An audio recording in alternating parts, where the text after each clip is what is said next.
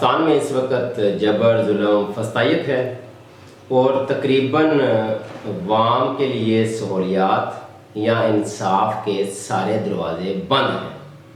अब अगर है तंग आमद बजंग आमद, तो दुनिया में जहाँ भी कोई इनकलाब आए हैं या कोई तहरीकें उठी हैं तो वो इसीलिए उठी हैं कि जब वाम पर आप उनका जीना आराम कर देंगे तो फिर वो आप पर मरना लागू कर देंगे। पाकिस्तान तरीके साहब के ईरान अब तो उन्होंने बानी और वो बाकी सारे अल्फाज छोड़कर क्या है कि उन्हें सरबराह या सरप्रस्त्याला के तौर पर वो अपने आप को उन्हें एक जगह पर जिक्र किया है।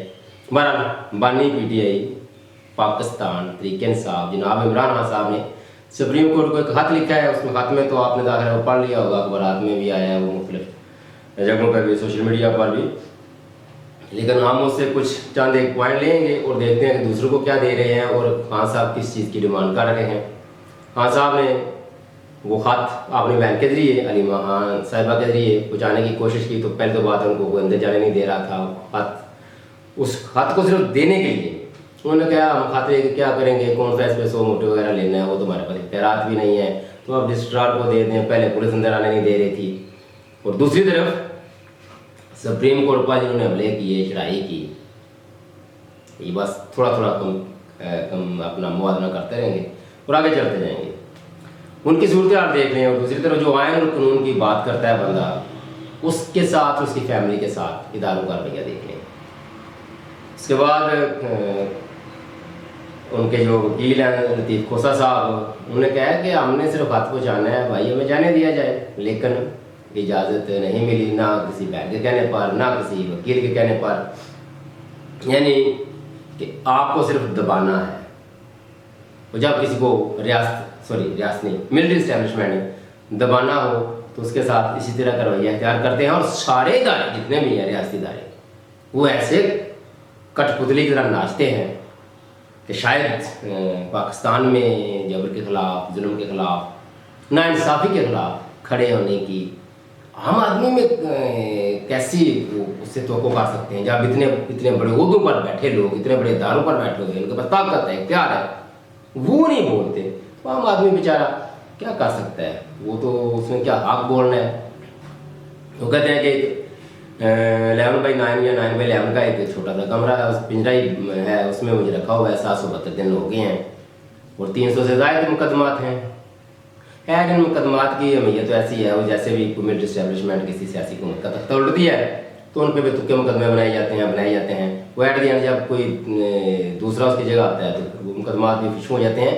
मिसाल इसकी मियाँ साहब, जब सहूलत देनी हो तो आपकी वो जो बायोमेट्रिक वाली मशीनें हैं वो भी सारी एयरपोर्ट भी पहुँच जाती हैं। किन के लिए? जिन्होंने इस मुल्क को लूटा खसूटा, और असल में वो उनको शामिल कर लेते हैं ना सारे। और आदमी अपनी सोबत से पहचाना जाता है। आप दोनों यार दोस्त, सोबतबाज, एक जैसे कबूतरबाज, वो सारे इकट्ठे हो गए हैं। लिहाजा उनकी आपस में खूब बन भी रही है, लेकिन इसके बावजूद एतबार फिर भी नहीं एक दूसरे पर कर रहे। हालांकि दोनों के पास बड़े मौके आए हैं सुलझने के लिए, अपनी सियासत को सुलझाने के लिए और अपने नाम को बेहतर करने के लिए। मियाँ साहब मियाँ शरीफ फैमिली के साथ भी ऐसा ही हुआ, 1 नहीं 2 नहीं 3 नहीं, अल्लाह ताला ने इनको बड़े मौके दिए कि सुलझ जाओ। लेकिन नहीं, मिलिट्री इस्टेब्लिशमेंट को भी बड़े मौके दिए कि इंसान बन जाओ, लेकिन नहीं, उन्होंने बस कसम खाई है। शायद इसीलिए तब्दीली जब भी आती है तो उसके पीछे एक बड़ा वो अपना पहलू ही होता है। मैंने कहीं नहीं देखा कि ये जो कहते हैं ना कि वोट के जरिए तब्दीली, कोई यूरोप में भी पहली जंग अजीम, दूसरी जंग अजीम, कोई 2 4 5 करोड़ बंदा हुआ, उनको भी अकल आई है, आप समझदार हो गया, निज़ाम बना लिए तो ठीक है। वैसे वो भी इसी तरह के थे। और यहाँ जो कि आज तक अभी इतनी कोई इस तरह की कोई तारीख उठी नहीं। जहाँ वो समय जब ब्रिटिश राज था यहाँ, तो उस वक्त ठीक है, वहाँ उसमें भी देख लिया आपने हमारे अपनों का किरदार क्या था। वो जिनका किरदार था हुर्रियत पसंदाना या हुर्रियतमंदाना, उनको तो वो फांसियों पर चढ़ाया गया और अपने लोग उनके खिलाफ गवाहियाँ और वो सारी क्या कहते हैं मुखबरियाँ, ये बड़े अजीब खिता है ये भी। फिर उन्होंने कहा कि आपने वो सारे वो भांजे को जो कैद की सजा सुनाई है और अपनी फैमिली को, तो ये तो मिलिट्री इस्टेब्लिशमेंट ऐसी करती है कि हर एक बंदा अगर झुक नहीं रहा तो फिर उसकी बीवी, उसकी बहन, उसकी बेटी, उसकी माँ, उसके रिश्तेदार कहीं ना कहीं तो उसको झुकेगा ना। अब जाहिर है हर बंदा खान साहब की तरह इस्तकामत नहीं दिखा सकता, कुछ बेचारे मजबूर हो जाते हैं। और आपने देखा भी है उनकी प्रेस कॉन्फ्रेंसें कि वो रोते, वो आंसू बहाती आंखों के साथ गए। लेकिन बहरहाल जैसा भी है, ऊपर से कहा 26वीं आईनी तरमीम, तो ये तरमीम जो भी होती 26वीं तक पहुंची है ना, तो इसमें एक या दो, चले थोड़ा सा और इसमें मार्जिन रख लेते हैं, 3-4 तरमीम कह लें ऐसी हैं जो पाकिस्तान के सियासतदानों ने कुछ अपने मफाद के लिए, और उसमें से आप इसको मैं 5% से ज़्यादा बारल फिर भी नहीं कहूँगा, वो पाकिस्तानी अवाम के लिए कोई थोड़ा बहुत, और उसमें भी उनका बुनियादी तौर पर अपना ही मफाद पीछे छुपा हुआ था। जिसमें 18वीं तरमीम, वो जो सूबों में NFC वार्ड हो, वो थोड़ा बहुत कह रहे हैं, लेकिन वो भी उनका अपना था कि वफाक से जान छूटे और हम अपने अपने सूबों में यशनियाँ करते रहें, लगे रहे, करते वफाक ले मुल्क चलाने के लिए, नीचे हमें हमारा हक मिलता रहे।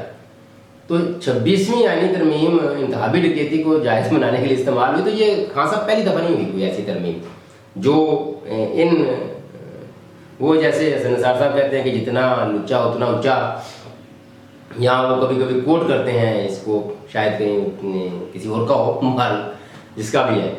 तो ये जितनी भी आज तक तरमीम हुई हैं, ये मिलिट्री इस्टेब्लिशमेंट ने ही करवाई हैं इनमें से, तो वही 1 आध 2 4 ना हों जो सियासतदानों ने करवाई हो और आपने बात करी हो। उसके बाद ये जितने भी तोशाखाना वगैरह और ये केसेज हैं, वो तो सारी वो कील और जजीज को तो खान साहब छोड़े।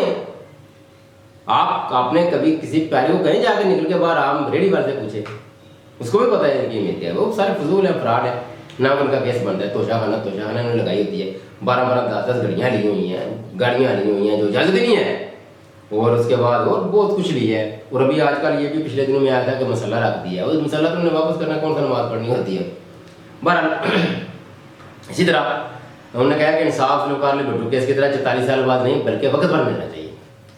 अब जिस अदलिया को 4 दहाइयाँ लग जाए इंसाफ देने के लिए, आप चाहते हैं कि आप खाते देखें और सुबह उस पर कुछ ना कुछ अमल दरामद हो जाए, तो उसके लिए अदलिया ने लोकार्ले भुट्टो के मामले में जब इंसाफ दिया तो भुट्टो भी फारग, ज़िया-उल-हक भी फारग, उसके साथ वो उस वक्त के जो कोर कमांडर होंगे वो भी फारग, तब जाके अदलिया ने इतनी हिम्मत दिखाई है।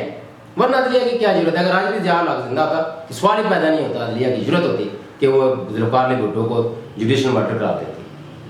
ये बस ऐसी ही अदालतें पाकिस्तान की 130 में 124वें नंबर पर है, सारी दुनिया जानती है। करप्ट जजेज हैं, इनकी अपॉइंटमेंट का तरीका ठीक नहीं है, जुडिशरी में बहुत बड़ी इस्लाहत की ज़रूरत है। लेकिन बदकिस्मती से जब आप थे कर लेते कुछ ना कुछ, चले थोड़ा बहुत, लेकिन क्या करें आप, बार आप में खूबी है कि आप खड़े हो गए उस निज़ाम के खिलाफ, अब जिसके हाथ में इस्तेमाल हुए आप डट के खड़े हैं, और शायद यही वजह है कि वाम भी आपके साथ डट के खड़ी हुई है। बानी पीटीआई ने कहा है, इमरान साहब ने कहा है कि पाकिस्तान के अवाम सुप्रीम कोर्ट को इंसाफ की आखिरी पनाह का समझते हैं और अदलिया की खुद मुख्तारी बहाल होनी चाहिए। और इसमें तो कोई शक नहीं है, आखिर अदालतें ही आखिरी पनाह गाह होती हैं, लेकिन ये आखिरी पनाह गाहें बुनियादी तौर पर करप्ट जजेस की आमाज गए हैं, तो इनसे इंसाफ की तो ना रखें। आज फील्ड मार्शल साहब, आसम मुनीर साहब चले जाएँ तो यही जज आपके हक में फैसले देने शुरू हो जाएंगे, उनके होते हुए किसी की जरूरत नहीं। और यहाँ सियासतदानों को स्टैंड लेना पड़ेगा, आज नहीं कल नहीं, जब भी ले लें। देखें जिस तरह आपने जब फायरिंग हुई वजीराबाद में तो आपने FIR दर्ज करवाने की बड़ी कोशिश की, लेकिन नहीं हुई, फिर आपने अदालत के थ्रू गए।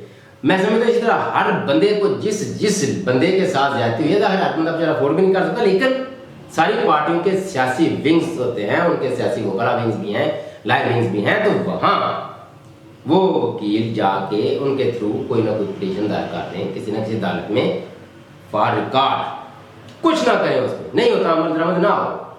तो जिस तरह लोकार्ले भुट्टो पर वो FIR दर्ज हुई, हालांकि कत्ल उसने करवाया नहीं, बहरहाल जो भी है, तो वह वो एक FIR बुनियाद बनी और भुट्टो साहब को फांसी दी गई। आज इन लोगों के खिलाफ नाम लेके उनके खिलाफ FIR दर्ज करवाएं, नहीं होती दरखास्तें दें, और जब हरकत आए तो सियासतदानों को भी, जिस तरह ये लोग मिलिट्री एस्टैब्लिशमेंट आपको ब्लैकमेल करती है, आपके खिलाफ झूठे मुकदमा करा के, आप लोगों में इतनी हिम्मत जरूरत नहीं है कि फिर जो आपके साथ ज्यादती की होती है उसको बुनियाद बना कर लोगों का एहतसाब करें। क्या होगा, पहले महीने आपकी हुकूमत चली जाए, फिर इलेक्शन हो, या फिर ये सब चल नहीं सकता, बल्कि होगा भी नहीं। यकीन जाने एक दफा जिस बंदे ने, जिस सियासतदान ने, जिन पहले बात मिलकर करना चाहिए, अगर नहीं तो कोई भी एक आध सियासतदान अपने कदमों पर खड़ा होकर बोझ डालकर उनके खिलाफ स्टैंड ले और वही उन मुकदमात को बुनियाद बनाकर जो इन्होंने गैर कानूनी गैर इखलाकी हरकत की होती हैं, तो यकीन करें आइंदा की जरूरत भी नहीं होगी। और अदलिया में तो बहुत बड़ी इस्लाह, अदलिया में क्या सारे महकमों में इतनी बड़ी बड़ी इस्लाहत की जरूरत है, लेकिन उसकी तरफ कौन तवज्जो देता है? सारे आते हैं डांग टपा पुलिस की तरह चले जाते हैं। बहरहाल इमरान खान साहब ने वो, इसको मैं जो भी कुछ किया है इसको सिर्फ आखिरी एक शेर में बयान कर देता हूँ। है किसका ये भी मुझे पता होता तो जरूर नाम लेता, पता होना चाहिए, लेकिन बाद तो ऐसे शेर होते हैं जो वैसे वो सर्कुलेट कर रहे होते हैं और किसी आम अजनबी बंदे ने या वैसे किसी बैठे ने भी कोई जोड़ तोड़ लफाज जोड़ लिए होते हैं। वो ये है कि हमको शाखों से अदल की तवक्को तो नहीं, आप कहते हैं तो जंजीर हला देते हैं। इसके पीछे हिस्ट्री है जंजीर लाने की, लेकिन खान साहब ने यही किया है, कर दिया, बस ठीक है, तकलीफ नहीं। अल्लाह हाफ़िज़।